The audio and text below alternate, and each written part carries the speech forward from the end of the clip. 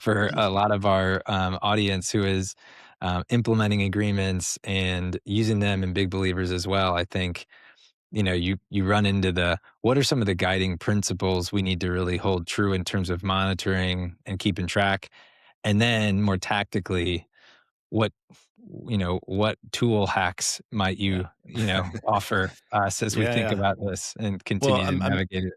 I'm Yeah, smiling because, the Ready a couple of years ago spun out a software company called Murmur to do yeah, this, yep, oh yeah, which was all about how do teams make and keep agreements and share them with each other, and what are the decision-making approaches that we can use to make these agreements. And Murmur was great, and unfortunately no longer exists. oh But no, to that point, because I mean, we don't, not to do a retrospective or postmortem on why Murmur failed, but the way I have kind of come to think about this is that wherever you are keeping these agreements, usually for me, it's in some sort of team charter. yeah, They will live and die based on how often we go back to that document. yeah, So I am always using team charters or agreements as anchors for retrospectives.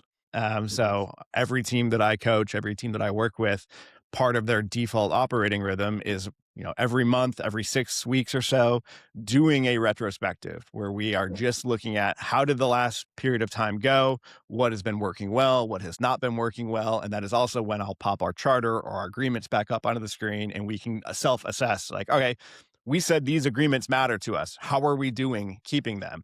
Great. uh-huh, Let's get a sense of that. And then, second question, are they helping us? Are these still uh-huh, the right agreements? Do we want to change them? Do we want to get rid of them? Do we want to add something new?